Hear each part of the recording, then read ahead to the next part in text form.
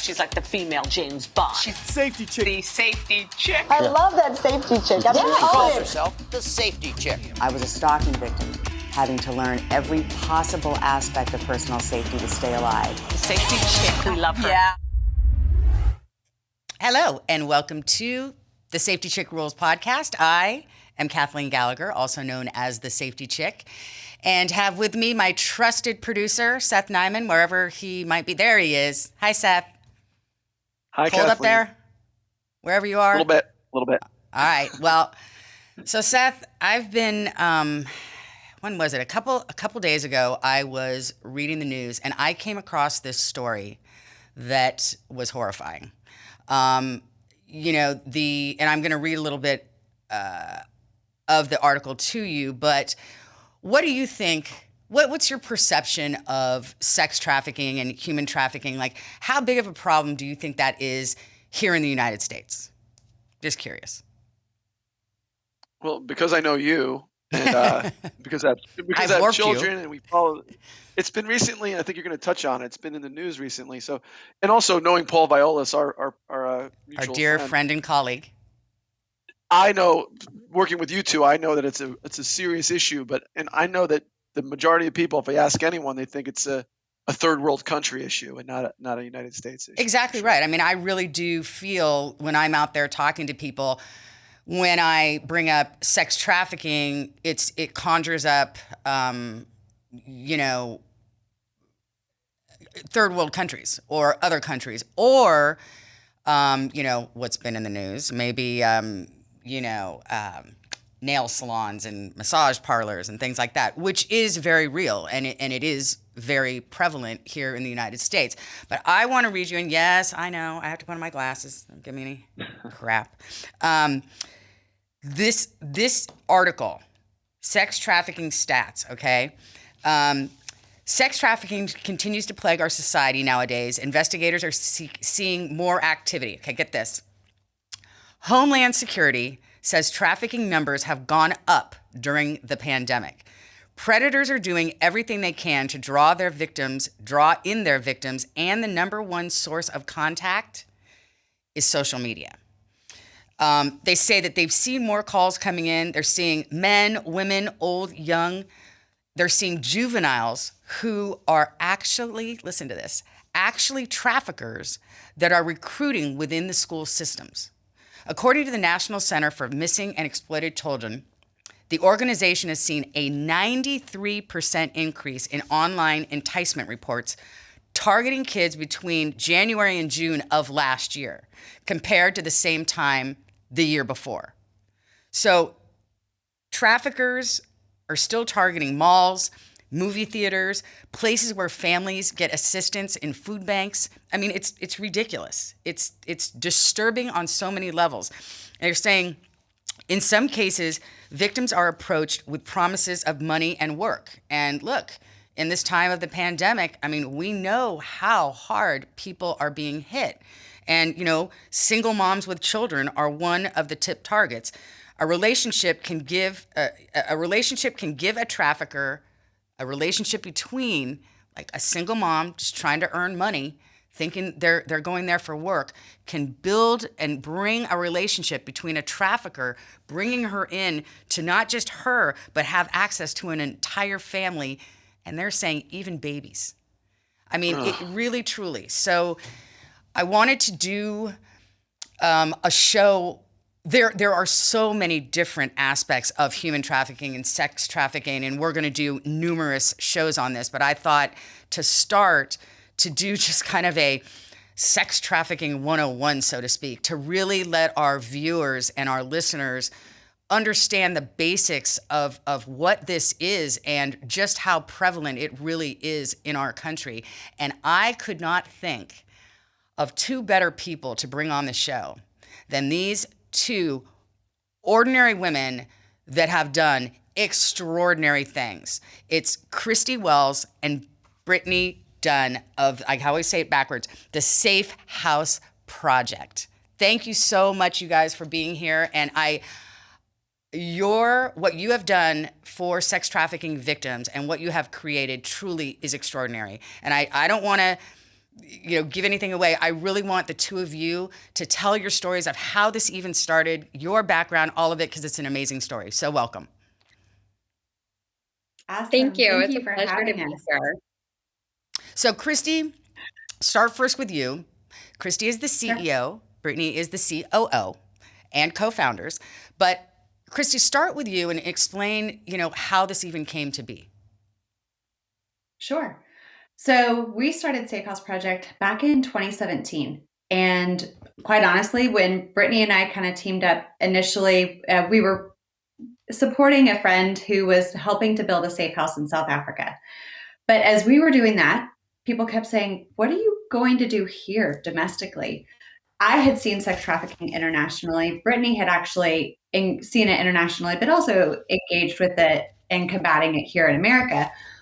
But we honestly didn't have a solid answer to that question. What are we going to do domestically? And Brittany can share more of her story, but both of us were not in the nonprofit space. We were both in kind of our varying sectors of corporate America, and we're military spouses. So we thought, what in the world can we do to combat an issue we don't understand, moving all the time and with these backgrounds? So first, we became students of the industry. We wanted to understand what was the problem, what was the need within that problem, and how could we attack it?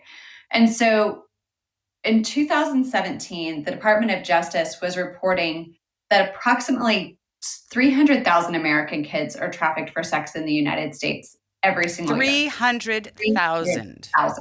We were floored by that number. But then we also realized that only victim identification was only at 1%. So only about 3,000 kids of that 300,000 was being identified or rescued every year.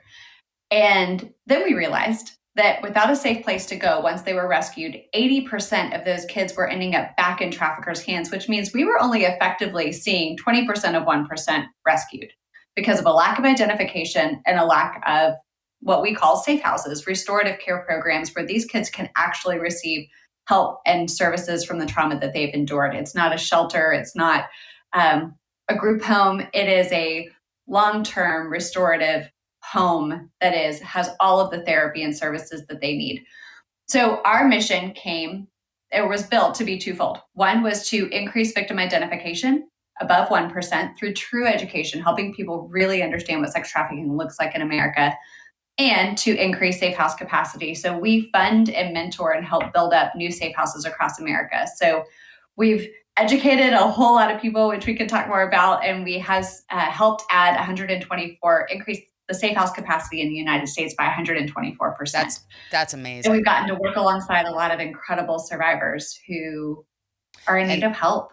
Yeah, And exactly. so And just to go back, because Brittany, when you and I were talking a while back, you told me the story of how you saw it firsthand. And when you were in Reno, tell us a little bit about, I think that is really mind-blowing because it's right here in the United States. So tell us about your experience in Reno. Yeah. So back in 2016, my husband was stationed out in Fallon, Nevada, and we were really exposed to the fact that there is still legal prostitution in the United States through the brothels that are still active. But I think what was astounding to us was the recruitment of children in the high schools, and that they were being groomed and primed to move from the high school right into working in these brothels. On top of that, there was a huge subset of a legal industry that had built itself up to support that legal industry. And so every day we were seeing the impact of trafficking on these communities and really witnessing these kids who from such a young age were having this behavior normalized for them. And so that was just really powerful for me personally to live in a community that really existed because of what most of the United States sees as an illegal industry. So you tell me about when all of you and Kristi were found yourself stationed all together, right? Is this how the story goes? In Virginia, right? And your husband's all deployed at the same time, and you had how many children under the age of 3, I think, something like that? Tell us that. Yes, it was a crazy experience. There were 3 of us that co-founded the organization, and we had 3 deployed spouses and 7 children between the 3 of us under the age of 7. I had a 3-week-old, and I was on maternity leave. And so we kind of all jumped in and said, if we're going to ever do this, it's going to be when we can just let all the kids play together, support one another through deployment, but really take that time to figure out what were our next steps. So after all of that, take me back to like, what was the first rescue that happened, and how did it happen? And since then, some of the other stories. So I really want our viewers / listeners to understand how this works and how many different types of trafficking there is. And like I said, we're going to have you back on because there are many facets to human trafficking, to sex trafficking. And as I said in the beginning, this is sex trafficking 101. So just obviously let's start with the basics. But what was that first? Yeah, so one of the very first survivors that our team really had the opportunity to come alongside was someone who we had worked through our partners in law enforcement. Over time, our organization has developed, but at that time we were really relying heavily on our partners and on law enforcement to go in and do those rescues. And I think it was one of the ones that really shattered our world, because what we found out is that we had a 13-year-old girl who lived in, a metropolitan city. She was, when she came to us, she was malnourished. She had missed 3 years of school. She was being sold up to 20 times a day. Oh my God. But the part of it that really just shook us to our core was the realization that her trafficker was her grandmother. And so oh my in Lord. a world, yeah. So in a world where we all imagine trafficking to be abduction or human smuggling or an overseas issue, it really came home to the fact that this is familial trafficking for many of these kids. When we're talking about young children being sold for sex, 40% of the time, it is by a family member. So the very people that were put on this earth to protect them are the ones that are actually perpetrating these crimes against them. And we were talking about that. And again, going back to the article, because of the pandemic, they're saying, 40%, but since the pandemic, it's up 20% above that, right? It is. Yes, and we are definitely seeing that because these kids are now trapped in unsafe homes. And as you mentioned from that article, income sources have dried up for people. And so in lieu of having those other income sources, they are turning to their kids to sell them for sex in order to meet some of those basic needs. And we are just astounded by just the rise in familial trafficking. So going back to that 13-year-old, was that a law enforcement? What was that how was she rescued? Yeah. So for that one, a neighbor said, wow, like this child has been out of school, is not going to school. You saw multiple men leaving her family's apartment every single day. And somebody finally called in a tip. And that is the importance of, all of us being the eyes and ears of our community, is that law enforcement isn't in every single aspect of our community every day. So it is up to each of us as community members to say something when we feel uncomfortable or we feel like a child might be being abused. And that led to her rescue. Exactly. That is the total key. That is the safety chick is all about that. See something, say something. I mean, we're all part of this, and we're going to go over at the end. I always have my safety chick rules and tips at the end, which I will go over for our listeners and viewers. But that is the key to this, is bringing awareness to this issue, and also understanding you as a neighbor or whatever, a perspective of, is this person being trafficked? But just to go a little bit beyond that, okay, so what you guys have built, the rescue and everything, and you guys have built such an incredible network. What happens, with the network? What happens to the victim, after the rescue? No, that's such a great question. One of the things that we want people to understand is that their story doesn't end at rescue. That's really the beginning. That's their first opportunity to find freedom. And so once a survivor is taken from law enforcement, we work quickly to get them placed into an emergency shelter. Walk you through the ideal scenario, and then we can talk about where the gaps are. Great. But ideally, they're going directly into an emergency shelter. This is where they are receiving really food. They are receiving shelter. They are getting sleep. Sometimes they haven't slept in a very long time. They're exhausted. Sometimes that's where they're going through detox, because either they are on drugs because that is their coping mechanism for their trafficking situation, or they have been drugged by their traffickers. And so sometimes detox is a piece of that that's needed. So we get them through their emergency shelter program. That's where we're finding out what is their age, who are they, where are they from, what was their last point of education. And then sometimes you have somebody whose family situation is actually very stable. The parents are really well equipped, bring the services and the therapies and those kind of things that they need wrapped around them in their own home environment. That's great. In those situations, we get those kiddos back home. But a lot of times, as we've talked about, the trafficker is the family.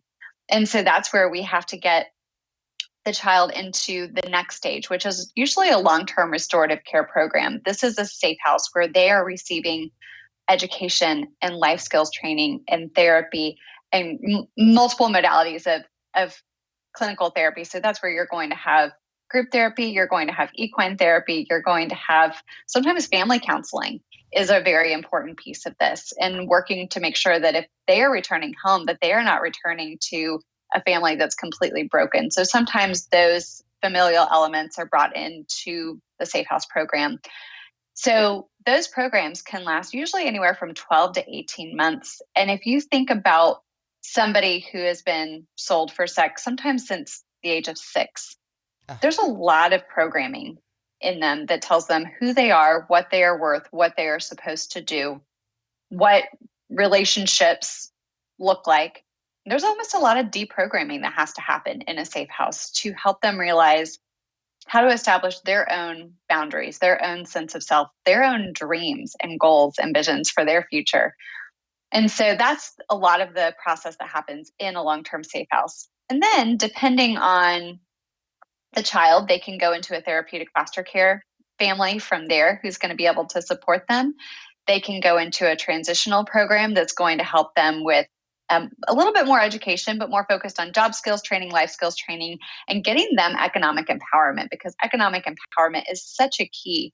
Because if you've got somebody who, even from the age of 12 to 16, was told that they are nothing more than a commodity, and you rescue them, but you don't teach them sense of self, sense of boundaries, and how to actually have their own economic empowerment, then they're going to go right back into that life, because that's all they've ever known. Right. And so a transition program is really important for making sure that they have those next steps to freedom and to independence. It's so amazing. And so you establishing the Safe House Project, it's a nonprofit.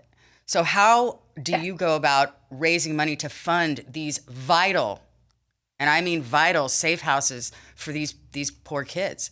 And as we see, the numbers are huge, right? We're just tapping into this. This is just becoming, people are just becoming really aware of this. And I think you can speak to that, is that you guys have known this for a while. You have been, building this incredible project, but the public still, I'm sorry, Robert Kraft, but until that little thing came up, I don't think people really thought what an epidemic it is in the United States. So how do you go about raising money? How many safe houses for sex trafficking are there around the country? And I'm asking you too many questions in a row, but the last thing is, how many rescues and victims have you been able to place in housing thus far? Those are great questions. Brittany, you want to tackle the first one? How do we raise money? Yeah, of course.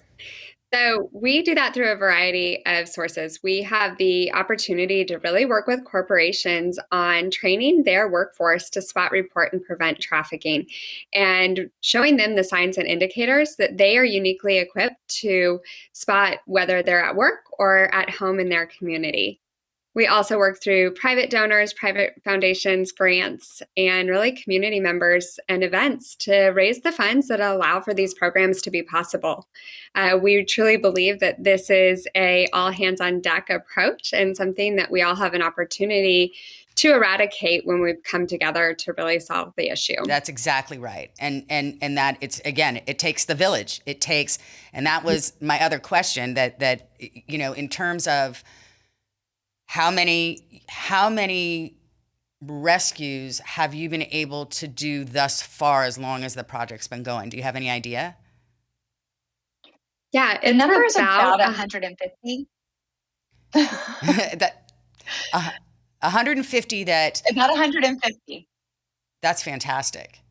That's fantastic. And I know that you also, because these are, extremely, as you're talking about programming and you want to talk PTSD and traumatized children being pulled from, you can only imagine the horrific situation that they were in. So, for the rescuers, and as you were saying, to treat these victims, there's very specific things to do and not to do with them. And so can you share just a little bit about some of those as well? Like if I'm a neighbor, if I suspect something,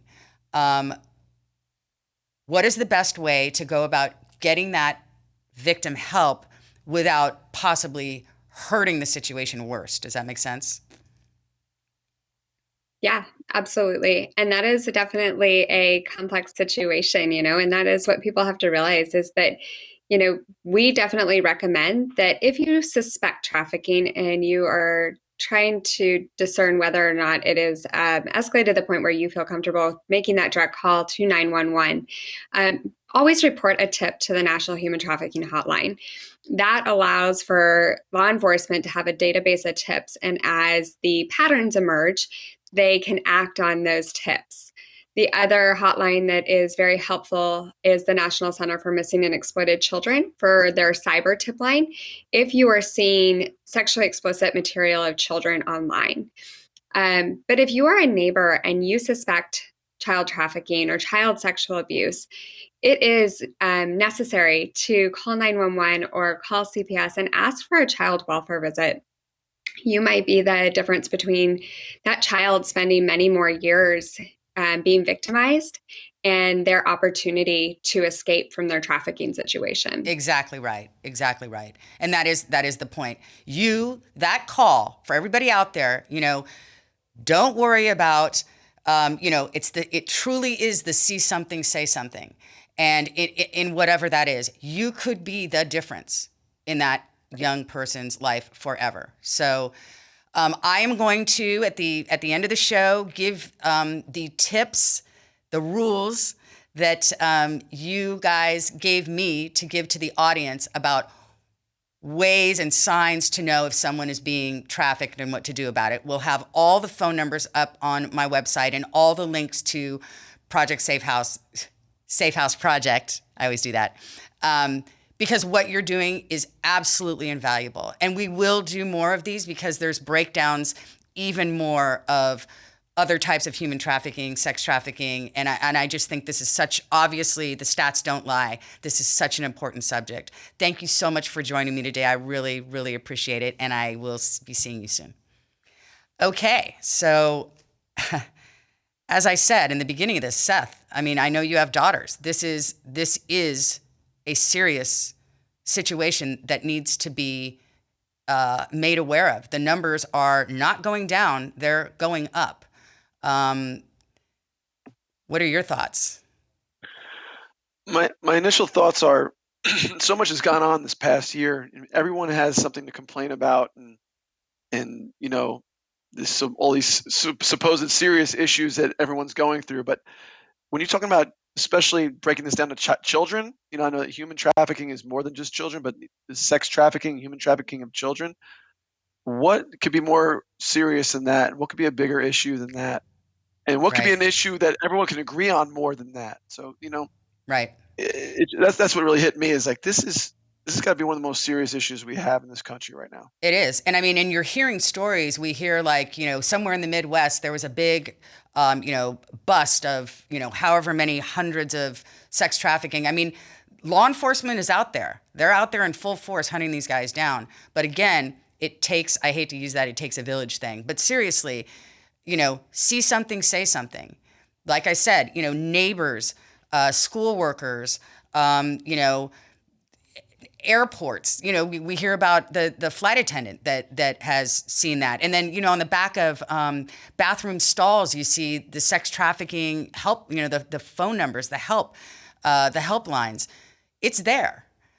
We just need to raise awareness for it. So at the end of every show, as I do these safety chick rules, the safety chick tips. So I want to read off, yes, with my glasses again, the top 5 signs and indicators of trafficking.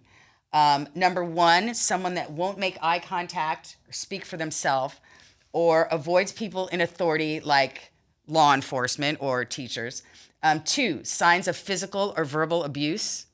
3, scripted responses in public situations. Someone that sounds like a little girl that sounds like a robot. Yes, I do live at 24. Something that just isn't right, that doesn't seem like a child would speak, a written response. Mental health indicators, suicide, ideation, disassociation, or complex PTSD. And 5, lacking identification. Like, there's nothing that has her name on it. There's no him, he, or she, nothing with their name on it. No way of identifying them in any way. So these are the signs and indicators of trafficking, the basics, right? This is a very complex issue. There's a lot more to discuss. But as I always say, caring about your personal safety is the greatest gift that you can give yourself. And caring about other people's safety is the greatest gift that you can give them. So I think we've covered quite a bit today, Seth, and we're going to do much more on this. Again, thank you all for tuning in. Again, DM me, message me at The Safety Chick, Instagram, Twitter, Kathleen Gallagher, The Safety Chick at Facebook, and safetychick.com. Until next time, thanks. She's like the female James Bond. She's the safety chick. The safety chick. I love that safety chick. That's She calls herself the safety chick. I was a stalking victim, having to learn every possible aspect of personal safety to stay alive. The safety chick. We love her. Yeah.